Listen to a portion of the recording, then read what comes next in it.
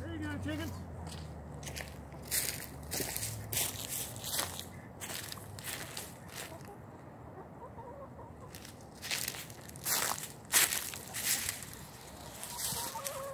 Yeah, I still get my chickens corn, especially during the winter time. It helps keep them warm, keep them kind of fattened up during the winter for cold weather, so that definitely helps them out.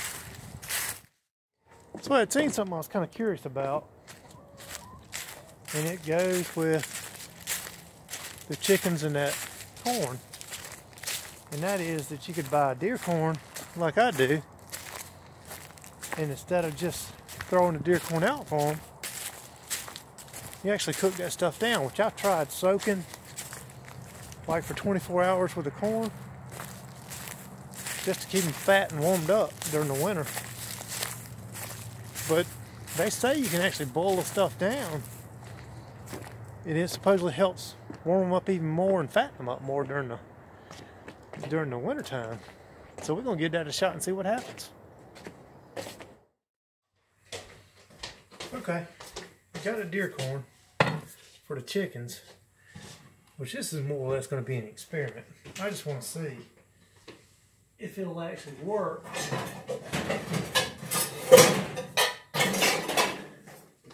I'm curious if nothing else.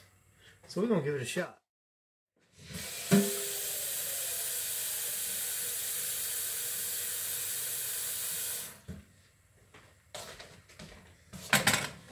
Alright, we're going to give it a shot and see what happens. Let's find out.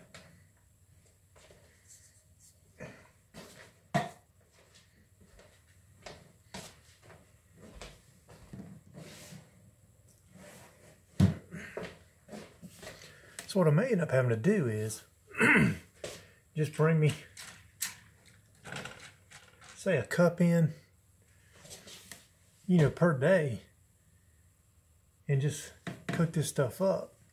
Kind of long, slow cook it, soften it up real good, and it should work. But we're gonna find out. I'm gonna find out one way or the other and see how long I have to cook this stuff down and actually soften it up where the chickens will actually tear into it a lot more than what they're doing with the dry corn now, which they do fine. But they say it works better if you actually cook this stuff overnight, or slow cook it and soften it up some. So I'm gonna find out. Let's see.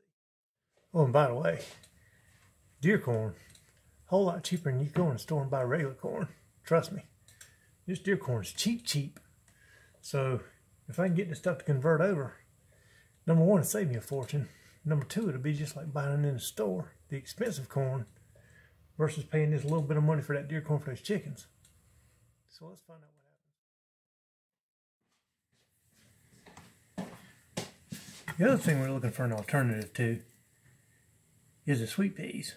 Now we use these things for the ducks. Ducks need these for the niacin that's in it.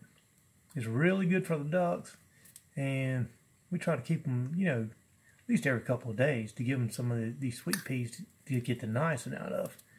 But what I'm researching now is a way to, instead of going in and having to buy canned stuff that we normally eat, like these sweet peas, and coming up with a better alternative to the niacin for the ducks. It's really good for them. It's natural, and it's not some, some chemical or powder or something you just add to their food. This is much better for them.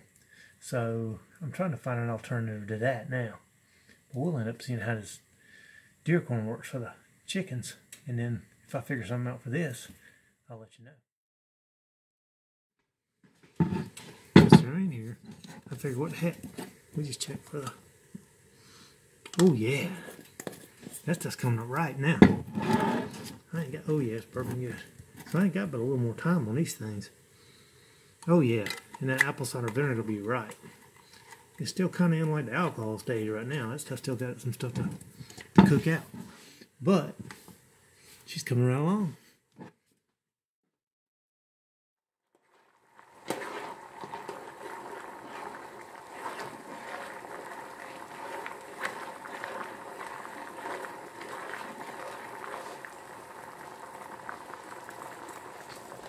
Alright, we got a good boiling now. We're going to slow it down some. and just let that bad boy slow cook over time and just see what happens. See, she's boiling now. So if I hard boil it for a while, I don't think that's going to turn out too well. So what I'm going to do is just, now I got it boiling, just let it cook over some time. But I'm not going to add anything like salt or, you know, anything like that. That'd be bad for the chickens. So I'm just going to let this bad boy cook. So we ended up having some boiled eggs that we let sit. Totally forgot about.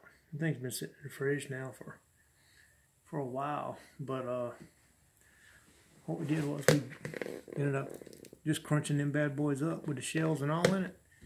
And we'll go back out and refeed them to the chickens. Them chickens will eat the daylights out of this stuff. And it's good for them. It's got the protein in it. We left the shells in there, so it's got the calcium in it. Great for the chickens. And it's just recycling.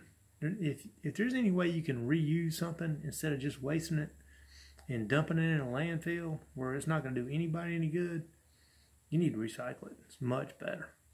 Well, I'm not even talking about what's better for the planet. I'm talking about what's better for you. It's going to save you money. It's going to be beneficial for your chickens. So instead of letting stuff like that just go to the landfill, reuse this stuff. Just makes common sense. So, I got these boiled eggs that we crushed up. And we're going out to see how these chickens like it. These chickens are going to go nuts. They're going to love this stuff. Lord, they're going to love it. Makes a happy, happy chicken. Which makes me better eggs. Which makes me happy. And Risha happy. Which, by the way, we do end up giving some of this stuff to our dog. Dog loves eggs too. Which is crazy, I know, but she does. She loves eggs. So let's get these two chickens.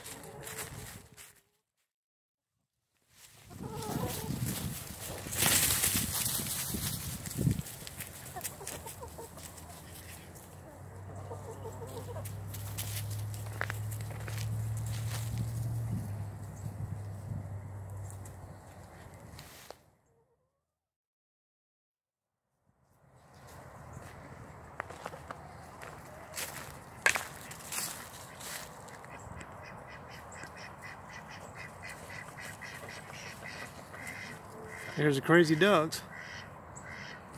At least they ain't in the chicken run with the chickens, but that'll change by this afternoon.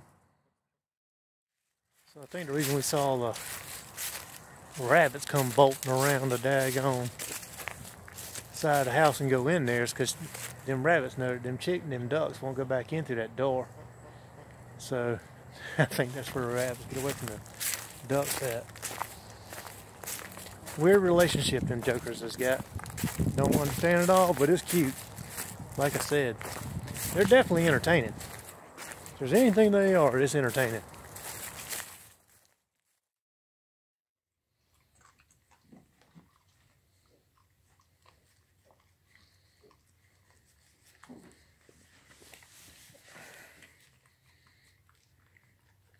Even the dog likes the eggs. Is that crazy or what?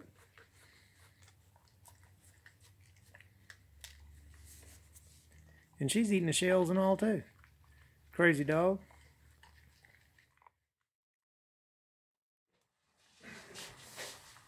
Okay, the corn's definitely fattened up, and it ain't been long at all. Enough to where I'm gonna have to add some more water to it just to keep the corn from sitting there without any water to go in. But it's definitely fattened up. Turn this back on to get it back up on high, but you can see the corn. So I don't know, this might be interesting. This might actually work. I don't think I'd want to be cooking up deer corn for me to actually eat, but I think the chickens actually like it. But we'll see if it actually softens up or not. But it sure looks like it's plumping right up. So we're going to find out.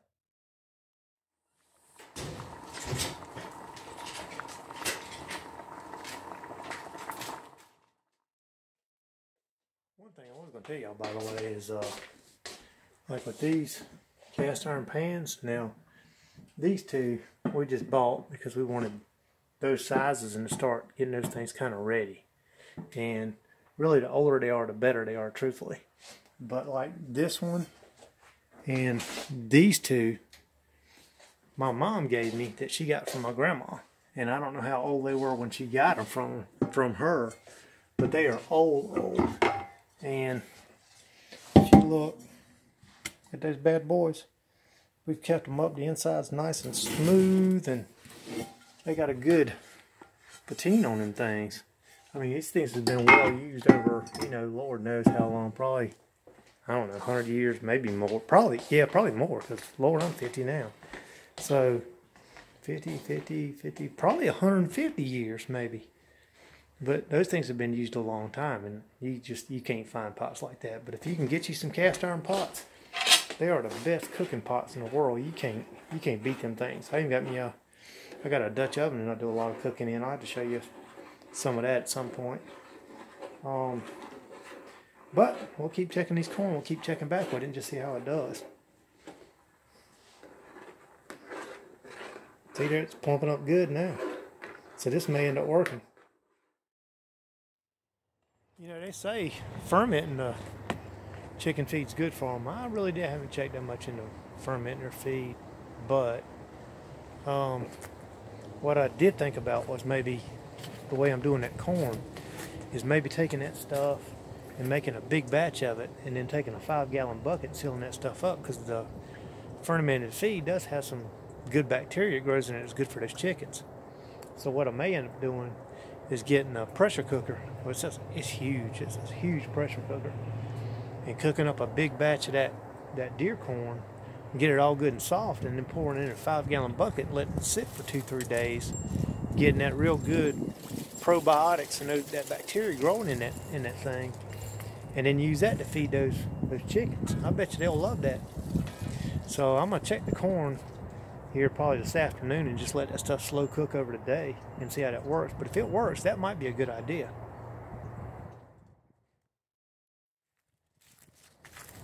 Funny thing about these rabbits, what they'll do is they go inside the building there, and they'll sit right there on the edge of the porch at a deck of that building and taunt them ducks, because them ducks won't go in there. But like, I don't know if you can see Spice up there now, but Spice will sit there on that. She'll sit there on that front porch, and she'll taunt them ducks. When them ducks come back at her, she'll dart right back into that door and just sit right on the inside the edge of that building and sit there and taunt them. It's funny. Now Sugar, on the other hand, takes the opportunity of being outside. She loves it. She'll sit over there and eat and eat and eat. Then she'll run around and run from the ducks for a little while and go back over and eat some more. But I'm hoping that these rabbits will get some good exercise today, because the rains are coming in. It's supposed to last a couple of days, and then rabbits don't want to be out in that mess. Whereas the ducks don't care. Ducks go out in the rain like it's big party time. They don't care. Chickens too. Chickens don't like it too much. See, look. That rabbit will taunt them ducks like it's a big game. And the ducks are stupid enough to fall for it. Told you. Talk about cheap entertainment. This is nothing but cheap entertainment.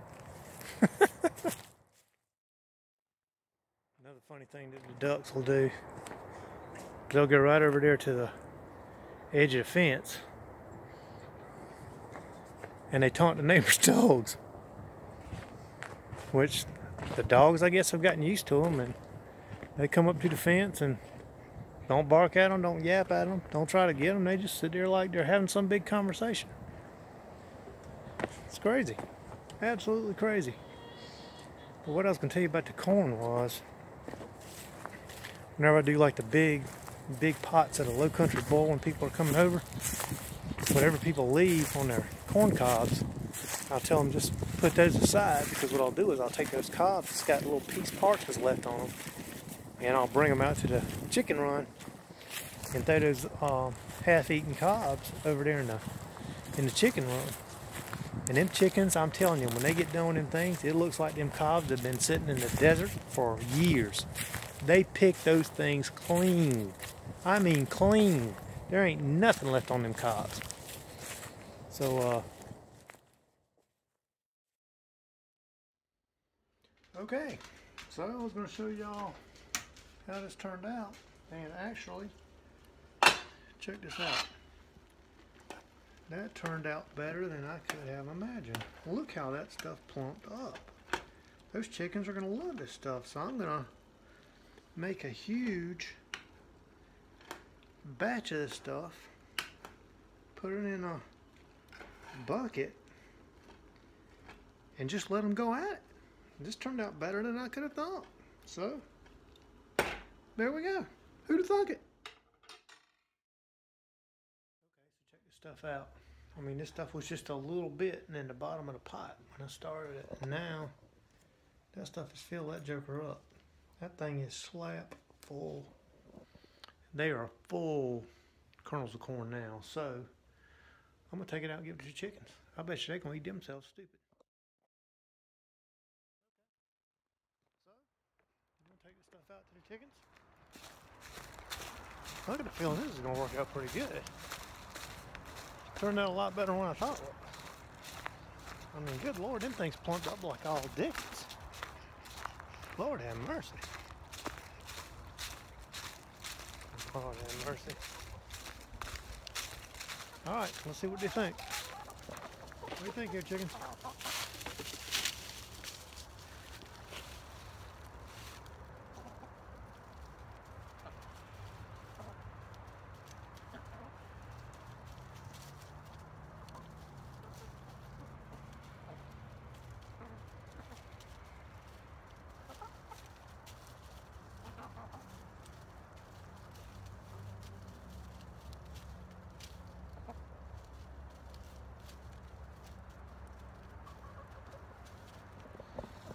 I'd say that was a smashing success. Yep. Hey, Rish. Chickens ate the snot out of that daggone corn. I knew they would. They ate themselves stupid. Yay. That worked like gangbusters. So, I'm going to make a big old batch. Well, do it. I dare you. Don't dare me, because I'll do it. I dare you. You ain't going to dare me. I'll do it. Don't dare me. I dare you. I'm going to do it. Do it. Don't dare me. Goodbye. Alright, it's time to make a big batch of that stuff. Then tomorrow, they'll be happy again. They are still out there eating like crazy. They love that stuff. Alright, well, for cheap deer corn. God, all you gotta do is break that stuff down, and man, they eat the snot out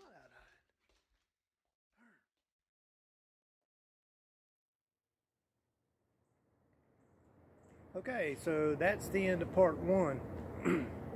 I'll put the end of I'll put part two on following this one, and I'll get into the larger batches of the cooking the deer corn down, and how I'm gonna store it and all that stuff. But hope to see you on the next one. I hope you enjoyed this one. Please like, subscribe, and share if you can. Any comments, suggestions, questions, anything you got, put it in the comments below. I love to read those things. And by the way, hey Ridge, how you doing? Oh, and Miss Andrea, how are you doing? Tell Chuck I said hey. So, those you got any questions, comments, whatever, put them below. I love reading them. And I guess I'll see you on the part two. Thanks for watching.